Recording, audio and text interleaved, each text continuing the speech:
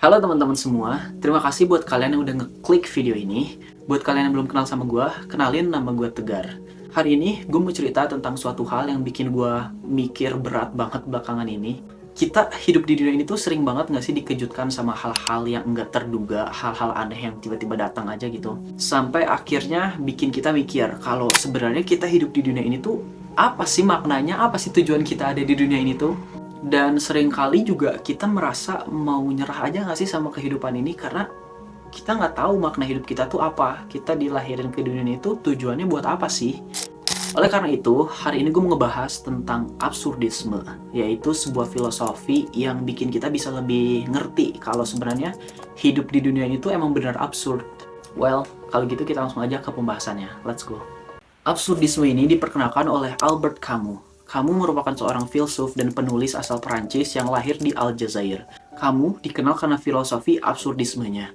Kamu juga menulis beberapa esai dan novel terkenal yang membahas akan konsep filosofinya ini. Jadi, apa sih absurdisme itu? Menurut Albert Camus, kita lahir di dunia ini tuh tanpa membawa makna inherent atau bawaan. Kita lahir di dunia yang absurd, di mana kita akan terus mencari tentang makna hidup dan arti hidup itu sendiri. Hidup ini tuh bisa diibaratkan sebagai pementasan teater yang absurd, di mana kita tuh bakal selalu bertemu sama peristiwa atau kejadian-kejadian aneh yang tidak kita harapkan.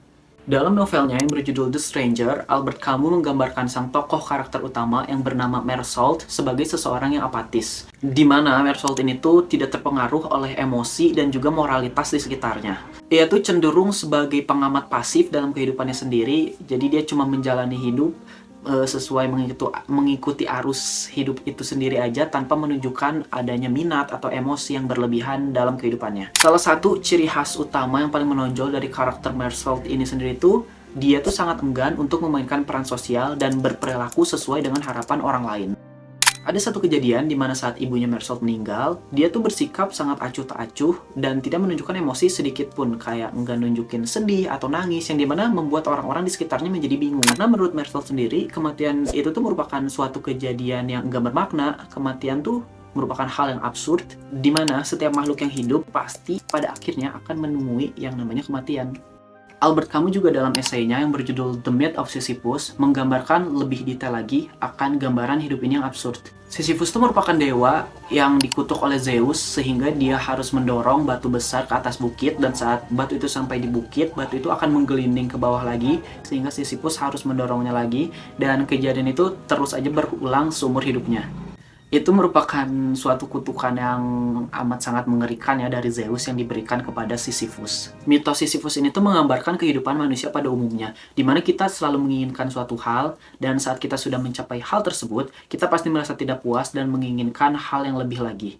Kamu juga menggunakan mitos Sisyphus ini untuk menggambarkan kehidupan manusia yang dihadapkan pada tugas yang sia-sia dan tak ada habisnya.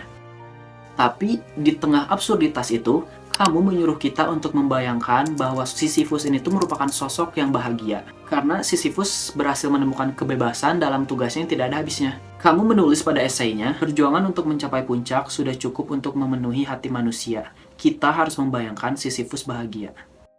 Kutipan tersebut bisa dimaknai bahwa kita bisa menemukan kebebasan untuk menciptakan arti dan tujuan kita sendiri dalam hidup ini dan menghargai setiap momen yang terjadi dengan lebih bijaksana. Terus gimana sih caranya kita menjalani hidup yang absurd ini? Menurut kamu, kita punya 3 pilihan. Melompat ke dalam kepercayaan buta atau disebut leap of faith, menerima absurditas itu sendiri, dan yang terakhir, bunuh diri. Tapi kamu sendiri sangat tidak setuju dengan poin yang ketiga, yaitu mengakhiri hidup. Karena menurutnya, bunuh diri itu sama aja sebagai pengakuan. Mengakui bahwa hidup ini tuh terlalu berat untuk dijalani dan kita tidak dapat untuk memahaminya. Apa itu leap of faith? Menurut Albert Camus, melompat ke dalam kepercayaan buta berarti menerima keyakinan atau kepercayaan tanpa logika yang mendukungnya. Semata-mata hanya untuk memberikan makna atau tujuan dalam hidup yang tidak berarti. Kayak contohnya, kalau misalnya kalian dikasih tahu sama, misalnya kalian punya satu tokoh yang sangat kalian idolakan, dia ngasih tahu kalau, oh makna hidup ini tuh sebenarnya sejatinya hidup ini kita adalah hanya untuk berbuat kebaikan tanpa perlu memikirkan balasan yang bakal kita dapat gitu misalnya. Dan kalian tanpa berpikir panjang, tanpa logika pendukung atau data-data pendukung yang benar-benar memvalidasi makna hidup tersebut, kalian percaya gitu aja gitu. Oh, kalau ternyata makna hidup gua tuh juga emang cuma harus berbuat baik. Dan walaupun kalian merasa janggal dan kalian nggak terlalu otak kalian nggak bisa terlalu mencerna gitu tanpa bukti-bukti yang pasti, tapi kalian iyain aja gitu karena kalian percaya sama idol kalian ini. Ya, itu namanya melompat ke dalam kepercayaan buta. Kamu sendiri menolak leap of faith ini karena menurutnya itu berarti kita menolak untuk menghadapi absurditas ini secara jujur dan tulus. Kamu menganggap bahwa poin nomor 2, yaitu menghadapi dan menerima absurditas itu sendiri dan terus hidup terhadap ketidakpastian dan ketidakbermaknaan adalah cara yang baik dan lebih berani dalam menjalani hidup. Terus kalau kalian nanya, berarti hidup ini emang enggak berharga dan enggak bermakna sama sekali dong? Jawabannya berdasarkan filosofi absurdisme, ya jalanin aja dulu. Karena dunia ini emang absurd, jadi segala hal di dalamnya tuh nggak bisa kita prediksi. Hal aneh dan gak masuk akal pasti bakal terjadi terus. Jadi, daripada kalian overthinking dan mikirin masalah terus, mending jalanin aja terus hidup ini dan hargai momen-momen yang terjadi setiap saatnya. Terima ketidakpastian sebagai bagian dari perjalanan hidup. Gak usah dengerin apa kata orang lain kalau itu cuma buat menjatuhkan diri lo.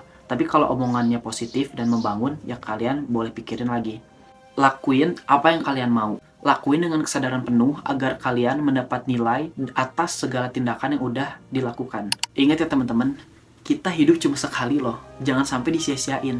Lakuin apa yang kalian mau sekarang juga. Gak usah kebanyakan dengerin apa kata orang lain atau takut akan penghakiman orang lain lah. Kalau lu mau ngelakuin sesuatu, ya lakuin aja buat diri lo sendiri. Kalau kata gue ya teman-teman, hidup ini tuh merupakan sebuah perjalanan. Ikutin aja udah alurnya, walaupun kita nggak tahu akhirnya apa yang menanti, tapi gue yakin bahwa apa yang ada di akhir itu tuh ialah apa yang selama ini kita usahakan dan perjuangkan. Kalau misalnya selama hidup kita selalu melakukan perbuatan yang baik, positif, produktif, pasti apa yang ada di akhir tuh pasti hal yang positif juga yang bakal kita dapetin. Tapi kalau misalnya selama hidup kita melakukan hal-hal yang negatif, ya pasti yang bakal menunggu kita di akhir juga yang akan kita dapatkan berupa hal yang negatif. Oke teman-teman, segitu dulu untuk video kali ini. Gue sangat berharap kalian bisa enjoy dan suka sama video ini. Dan gue berharap banget video ini bisa bermanfaat buat kalian. Dan balik lagi ya, ini tuh merupakan sebuah filosofi. Jadi ini tuh bukan merupakan sebuah pemikiran yang harus banget kalian jalanin. Enggak, ini cuma salah satu aliran filosofi.